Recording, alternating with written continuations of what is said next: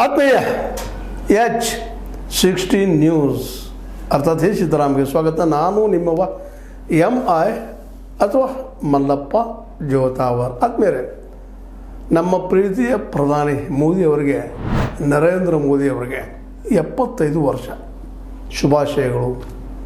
100 ಕಾಲ ಬಾಳಲಿ ಅಂತೇಳಿ ನಮ್ಮ ವಾಹಿನಿ ಮೂಲಕ ಅವರಿಗೆ ನಮ್ಮದೇ ಆದ ಮಾತುಗಳನ್ನ ಅಥವಾ ಶುಭಾಶಯಗಳನ್ನು ಕೊಡ್ತಾಯಿದ್ದೀನಿ. ಜೊತೆಗೆ ಇವತ್ತು ಅವರು 11 ವರ್ಷ ಪ್ರಧಾನಮಂತ್ರಿಯಾಗಿ ದೀರ್ಘಕಾಲದವರೆಗೆ ಬಂದಂಥವರು, ಜೊತೆಗೆ ಭಾರತದ ಇತಿಹಾಸದಲ್ಲಿ ತನ್ನದೇ ಆದಂಥ ಸ್ಥಾನವನ್ನು ಪಡ್ಕೊಂಡಂಥವ್ರು. ಒಬ್ಬ ಚಾಯ್ ಮಾರೋ ಹುಡುಗ ಈ ಎತ್ತರಕ್ಕೆ ಬೆಳೆದಪ್ಪ ಅನ್ನುವಂಥದ್ದು ನಮ್ಮ ಪ್ರಜಾಪ್ರಭುತ್ವದ ದೇಣಿಗೆ. ಅದು ಎರಡು ಮಾತಿಲ್ಲ. ಕೇವಲ ನಾವು ಇವತ್ತು ಕುಟುಂಬ ರಾಜಕಾರಣದ ಬಗ್ಗೆ, ಭ್ರಷ್ಟಾಚಾರದ ಬಗ್ಗೆ, ಮತ್ತದ ಬಗ್ಗೆ ಮಾತಾಡ್ತಾ ಇರ್ತೀವಿ.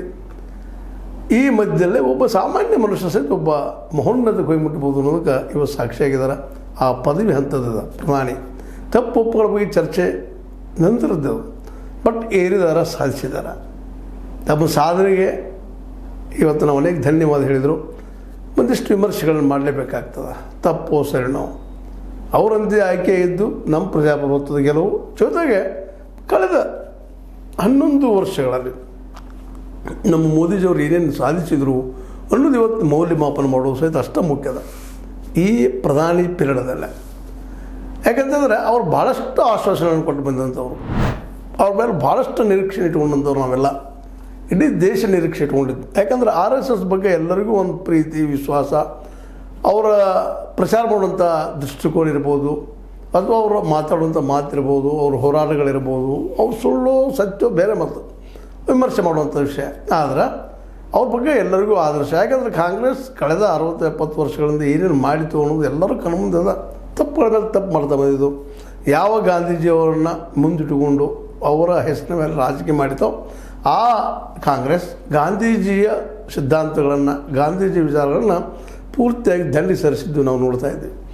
ಹೀಗಾಗಿ ಇವತ್ತು ನಾವು ಯಾವ ಮಟ್ಟಕ್ಕೆ ಮೇಲಕ್ಕೆ ಏಳಬೇಕಾಗಿತ್ತು, ಯಾವ ಮಟ್ಟಕ್ಕೆ ನಾವು ಬೆಳಿಬೇಕಾಗಿತ್ತು, ಅದು ಬೆಳೆದೇ ಹೋಗಿದ್ದ ಕಾರಣ ನೆಹರೂಜಿಯವ್ರ ತಪ್ಪು ಅರ್ಥನೀತಿ ಅನ್ನೋದ್ರಲ್ಲಿ ಎರಡು ಮಾತಿಲ್ಲ. ಆದ್ರೆ ಆರಂಭದಲ್ಲಿ ದೇಶ ಕಟ್ಟುವಲ್ಲಿ ಅವರ ಶ್ರಮನೂ ಇಲ್ಲದ ಅನ್ನೋದು ನಾವು ಮರೀಲಿಕ್ಕಾಗೋದಿಲ್ಲ.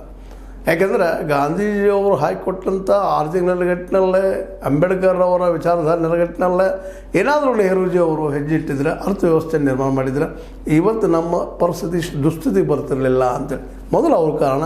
ನಂತರದಲ್ಲಿ ಮುಗಿಳೋದು ಬಂದಂಥವ್ರು. ಅದು ನಂತರದಲ್ಲೇ ಯಾಕಂದ್ರೆ ನಮ್ಮಲ್ಲಿ ಏನದ ಮೊದಲೇ ಒಂದು ಆನೆ ನಡೆದ ದಾರಿ ಅಂತ. ಹಂಗೆ ನೆಹರು ಅವರು ಇಟ್ಟಂಥ ಹೆಜ್ಜೆಯಲ್ಲಿ ಎಲ್ಲರೂ ಹೆಜ್ಜೆ ಇರೋದು ಬಂದರು, ಮಿಕ್ಸ್ಡ್ಗಳನ್ನು ತೊಗೊಂಬಂದರು.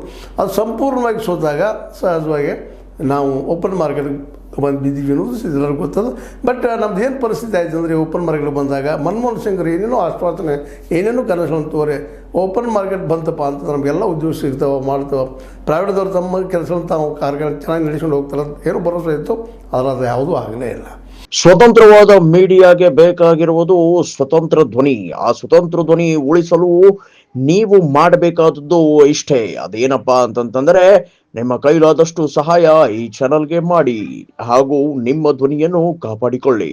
ನಂತರದಲ್ಲಿ ಬಂದವರು ನಮ್ಮ ವಾಜಪೇಯಿ ಅವರು ಬಂದರು. ಅವರು ನೆಲೆಯಲ್ಲಿ ಮುಂದುವರೆದ್ರು. ಅವ್ರು ನಿಜವಾಗಿ ಸ್ವದೇಶಿ ಮೂವ್ಮೆಂಟನ್ನು ಮಾಡಬೇಕಂತ ಬಯಸಿದವರು. ಅದಕ್ಕೆ RSS ಅಂತ ಬೆಂಬಲ ಸಿಗಲಿಲ್ಲ ಅನ್ನೋದು ಐತಿಹಾಸಿಕ ಒಂದು ಗುರುತರವಾದಂಥ ಒಂದು ಮಾತು. ಯಾಕಪ್ಪ ಅಂತಂದ್ರೆ RSS ಅವತ್ತೇನಾದರೂ ಈ ಸ್ವದೇಶಿ ಮೂವ್ಮೆಂಟಕ್ಕೆ ಆಸ್ಪದ ಕೊಟ್ಟಿದ್ರೆ ಇವತ್ತು ಕಾರ್ಪೊರೇಟ್ಗೆ ಇಡೀ ದೇಶ ಸಿಗುವಂಥ ಪ್ರಸಂಗ ಬರ್ತಿರಲಿಲ್ಲ.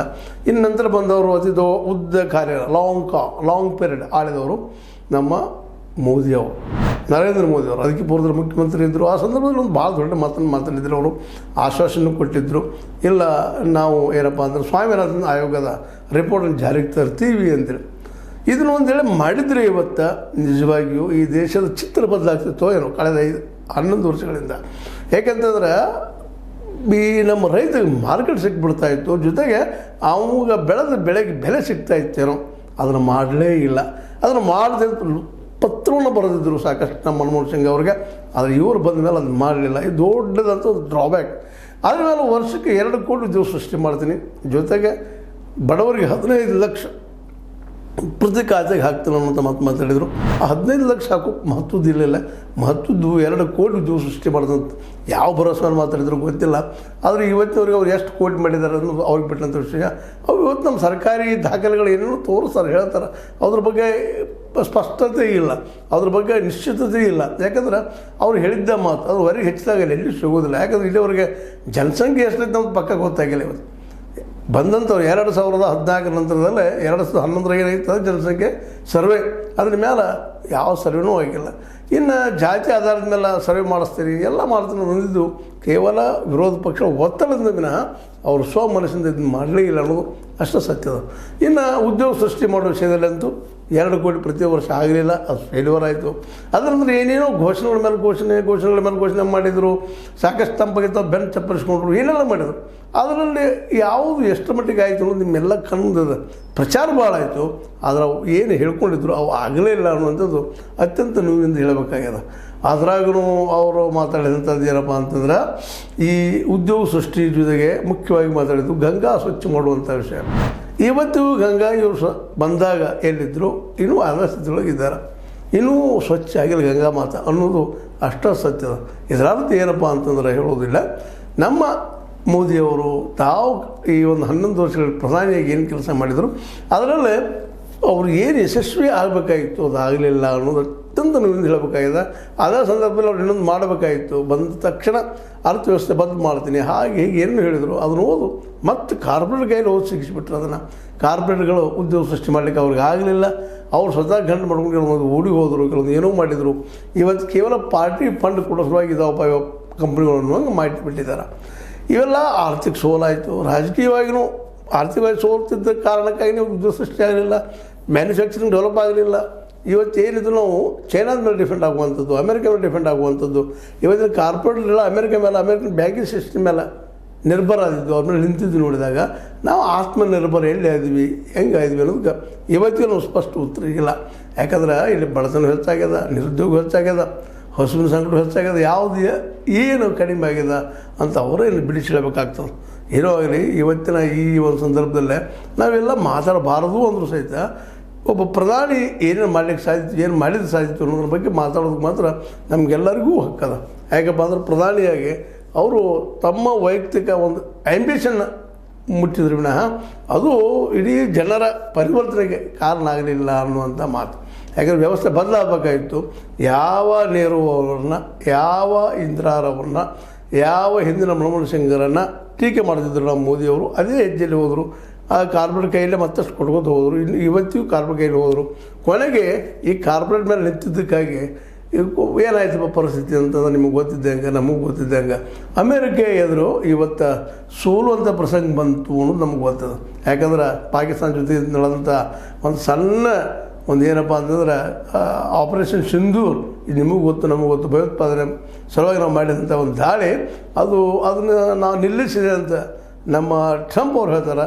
ಇವರು ಅವ್ರು ಯಾರೂ ಇಲ್ಲ ಅಂತ ಇವು ಮಾತಾಡ್ತಾರೆ. ಅದು ಏನೂ ಇರಲಿ, ಆದರೆ ಅದ್ರ ಪರಿಣಾಮ ಏನಾಯ್ತಪ್ಪ ಅಂತಂದರೆ ಅಮೆರಿಕ ಜೊತೆ ಸಂಬಂಧ ದೂರ ಆಗ್ತಾ ಹೋಗಿಬಿಟ್ಟು, ಜೊತೆಗೆ ಇವತ್ತು ಅನಿವಾರ್ಯವಾಗಿ ನಾವು ಯಾರನ್ನು ವಿರೋಧಿಸ್ತಾ ಇದ್ದೀವೋ ಅವರೊಂದಿಗೆ ಕೂಡುವಂಥ ಪ್ರಸಂಗ ಇವತ್ತು ಬಂದುಬಿಡ್ತು. ಅದೇ ಚೈನಾ ಜೊತೆಗೆ ಕೂಡುವಂಥ ಪ್ರಸಂಗ ಬಂತು. ರಷ್ಯಾ ಅಂದರೆ ಮೊದಲೊಂದು ಮಿತ್ರ ದೇಶ, ಸಂಬಂಧ ಚೆನ್ನಾಗಾಯಿತು. ಆದರೆ ಅದೇ ಕಾಲಕ್ಕೆ ಈ ಎಲ್ಲ ನೆಲೆಯಲ್ಲಿ ನಾವು ಭಾಳಷ್ಟು ವಿದೇಶಾಂಗ ನೀತಿಯಲ್ಲಿ ಫೇಲ್ಯೂರ್ ಆದೀವಿ, ಅರ್ಥ ನೀತಿಯಲ್ಲಿ ಫೇಲ್ಯೂರ್ ಆದೀವಿ. ರಾಜಕೀಯವಾಗಿ ಇಲ್ಲಿ ಏನಪ್ಪ ಅಂತಂದ್ರೆ ಯಾವ ಒಂದು ಪ್ರಬಲವಾಗಿ ವಿರೋಧ ಪಕ್ಷ ಬೆಳಿಬೇಕಾಗಿತ್ತು ಅಷ್ಟು ಪ್ರಮಾಣದ ಬೆಳೆದೇ ಹೋದರೂ ಸಹಿತ ರಾಹುಲ್ ಗಾಂಧಿಯವರು ಈ ಸಂದರ್ಭದಲ್ಲೇ ಸಂದರ್ಭೋಚಿತ ಸಮಯೋಚಿತವಾಗಿ ಒಬ್ಬ ನಾಯಕರಾಗಿ ಸ್ವಪ್ರಯತ್ನ ಮೇಲೆ ಬೆಳೀತಾ ಇದ್ದಿದ್ದು. ಹಿಂದೆ ಕಾಂಗ್ರೆಸ್ದ ಆಮದ್ ಬೇರೆ. ಇವತ್ತು ಮೋದಿಯವರು ಎಷ್ಟೋ ಮಾತಾಡಿದರು, ಅವ್ರು ಹಿಂದಿರುವಂಥದ್ದು RSS, ಹಂಗೆ ನಮ್ಮ ರಾಹುಲ್ ಗಾಂಧಿಯವ್ರು ಹಿಂದಿರುವಂಥದ್ದು ಕಾಂಗ್ರೆಸ್. ಅವುಗಳ ಬಲದಿಂದ ಇವತ್ತು ಏನಪ್ಪ ಅದು ಇಬ್ಬರು ನಾಯಕರು ಬೆಳೆದು ನಿಂತಿದ್ದಾರೆ ಅನ್ನೋದು ಅಷ್ಟೇ ಸತ್ಯದ. ಅದೇನೂ ಇರಲಿ. ಈಗ ನಾವು ಇವತ್ತು ಅವ್ರ 75ನೇ ಹುಟ್ಟುಹಬ್ಬ ಸಂದರ್ಭದಲ್ಲೇ 75ನೇ ವರ್ಷಕ್ಕೂ ರಿಟೈರ್ ಆಗ್ತಾರಾ ಅನ್ನುವಂಥ ಒಂದು ನಡುವೆ ಪ್ರಶ್ನೆ ಇದ್ದಿತ್ತು. ಆದರೆ ಪ್ರಶ್ನೆ ಇವತ್ತು ತನ್ನ ಸ್ಥಾನ ಇಲ್ಲಾಗಿ ಹೋಗಿಬಿಟ್ಟದ.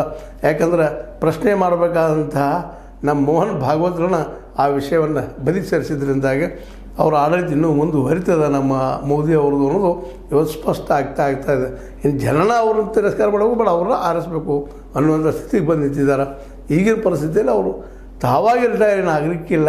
ಆದರೆ ಜನ ಅಥವಾ ನಮ್ಮ ಏನಪ್ಪ ಅಂದ್ರೆ ಅವ್ರ ಜೊತೆಗೆ ಒಂದು ಹೋರಾಟ ಮಾಡುವಂಥವ್ರು ಕೂಡಿದಾಗ ಏನೋ ಆಗ್ಬೋದೇನೋ.